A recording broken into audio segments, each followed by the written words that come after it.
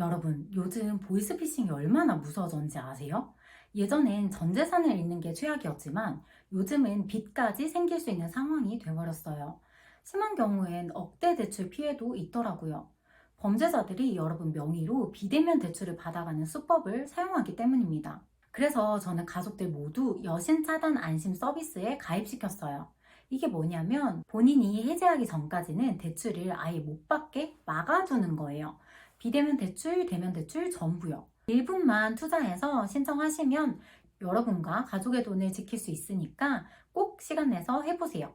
이 서비스를 통해 최소한 보이스피싱이나 명의 도용으로 인한 대출 피해는 막을 수 있거든요. 오늘은 여신차단 안심 서비스에 대해 자세히 알려드릴게요.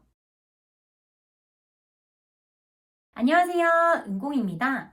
여러분이 생각하는 것보다 훨씬 많은 사람들이 보이스피싱 피해를 보고 있어요. 작년 한 해 보이스피싱 피해액이 무려 1,965억 원에 달했는데요. 전년보다 35%나 증가했어요. 그런데 더 무서운 건 피해자 수는 줄었는데 피해 금액은 늘어났다는 거예요. 그러니까 한 번 당했을 때 피해가 엄청 커진 거죠. 특히 1,000만 원 이상을 잃는 사례가 크게 늘어났어요. 이렇게 말씀드려도 되게 남의 일 같죠? 하지만 남녀노소 누구나 당할 수 있는 일이에요. 그것도 아주 순식간에요. 더 큰 문제는 한 번 당하면 돈을 돌려받기가 정말 어렵다는 거예요. 작년에 피해 금액의 33%밖에 못 돌려받았어요. 그래서 여신차단 안심 서비스를 신청해 두는 게 중요해요. 이 서비스는 본인이 원하지 않는 대출을 사전에 차단하는 제도입니다. 쉽게 말해 여러분 모르게 누군가가 여러분 명의로 대출을 받는 걸 막아주는 건데요. 정말 간단한데 효과적이에요. 여러분도 꼭 신청하시고 주변 가족들에게도 많이 알려주세요. 이 서비스를 신청하면 즉시 한국신용정보원에 정보가 등록되고요. 그 순간부터 전국의 모든 금융기관에서 여러분 명의로 대출을 받을 수 없게 돼요. 요즘 보이스피싱 수법은 비대면 대출을 악용하는 경우가 많은데 여신차단 서비스를 신청하면 반드시 본인이 직접 은행을 방문해야 대출이 가능하거든요. 이렇게 비대면 대출 사기를 막을 수 있는 거죠. 보호해주는 대출 종류도 다양한데요. 신용카드 발급부터 신용대출, 카드론, 주식담보대출, 할부금융, 예적금 담보대출까지 거의 모든 개인 대출이 포함된다고 보면 돼요. 신청 방법도 정말 간단해요. 실제로 신청하는 방법도 녹화해 봤는데요. 몇 개 버튼만 누르면 인터넷으로 쉽게 신청할 수 있어요. 다만 여러분이 인터넷 은행을 쓰고 계시지 않는다면 영업점으로 가서 직접 신청하셔야 돼요. 평소 거래하는 은행에서 신청하시면 되고요. 온라인으로는 카카오뱅크, 토스뱅크, K뱅크에서 신청하실 수 있고요. 오프라인은 은행, 저축은행, 농협, 수협, 새마을금고, 신협, 산림조합, 우체국 등에서 가능합니다. 단 공휴일이나 일요일에는 신청이 불가능하고요. 온라인 신청도 토요일까지만 가능하니 이 점도 참고해주세요. 그리고 나중에 대출을 받으려면 직접 은행에 방문해서 서비스를 해지해야 하는데요. 거래하는 금융기관이 아니더라도 가까운 영업점에서는 다 해제할 수 있습니다. 해제는 대면으로만 가능하고요. 이렇게 해제를 해야만 대출을 받을 수 있어요. 여러분이 대출을 받고 난 이후에는 다시 여신차단 안심 서비스를 신청하시면 됩니다. 그러니까 대출 절차에 한 번 더 본인 확인하는 과정이 생기는 셈이에요. 사실 좀 불편할 수 있지만 사고 방지를 위해서 충분히 감수할 만하다고 생각해요. 참고로 이 서비스를 신청한다고 해서 여러분의 신용 점수에 영향을 주거나 아니면 다른 어떤 불이익이 생기는 건 전혀 없습니다. 그리고 안심차단을 신청한 금융회사에서 6개월에 한 번씩 안심차단 신청 사실을 알려드릴 거예요. 혹시 연락이 오더라도 놀라지 마세요. 여신거래 안심차단 서비스는 금융당국이 보이스피싱이나 명의도용 피해를 막기 위해 마련한 제도예요. 이 든든한 방패를 꼭 활용해 보시길 바랍니다. 마지막으로 보이스피싱 수법이 점점 교묘해지고 있어요. 최근에 본 사례를 하나 들려드릴게요. A씨는 모바일 성소점 문자를 받았어요. 당연히 아는 사람 결혼식이겠거니 하고 문자에 있는 링크를 눌렀는데 이게 화근이 됐어요.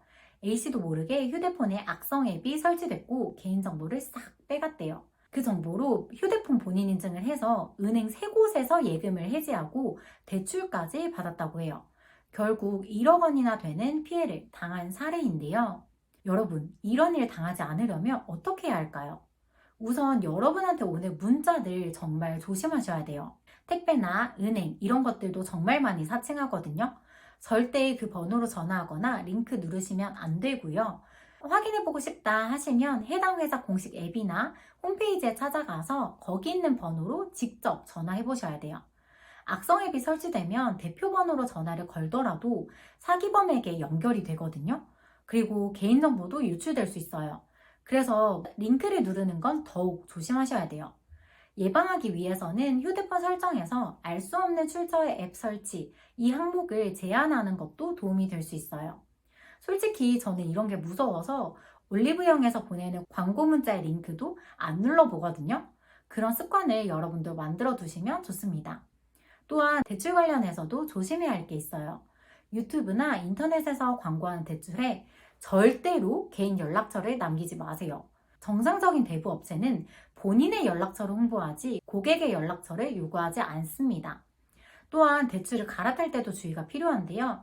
제도권 금융회사는 기존 대출을 먼저 상환하라고 요구하지 않아요.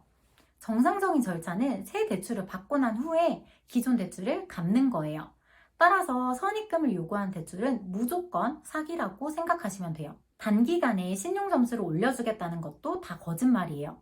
신용점수가 낮아서 대출이 안 되는데 돈을 입금하면 거래 실적이 쌓여서 대출이 가능해진다. 이런 말 절대 믿으시면 안 됩니다. 정상적인 금융회사는 그런 거 안 해요. 이러한 사기 수법들을 꼭 기억하시고 뭐 좀 이상하다 싶으면 바로 112로 전화하세요. 경찰이 필요한 절차를 안내해 줄 테니 112에 전화해야 된다는 것만 기억하세요. 제가 은행에서 일할 때 보이스피싱 피해를 당한 분들을 많이 봤었는데요. 대부분 스스로 자책하세요. 그 모습을 볼 때마다 정말 마음이 아팠어요. 그래서 여러분들은 미리 대비하셨으면 좋겠어요. 진심으로. 오늘 말씀드린 여신차단 안심 서비스는 꼭 신청하시고요. 보이스피싱이 주로 어떤 방식으로 접근하시는지도 알아두시면 경계하는 데 도움이 될 거예요. 사실 원래 다른 콘텐츠를 먼저 준비하고 있었는데 이 정보를 하루라도 빨리 알려드리는 게 중요할 것 같아서 먼저 만들어 봤어요. 보이스피싱 수법은 계속 진화하고 있어서 완벽하게 막는 것은 어렵지만 미리 대비를 하면 피해를 크게 줄일 수 있으니까 꼭 관심 가져주세요. 주변 분들께 영상을 공유해 주시는 것도 좋을 것 같아요.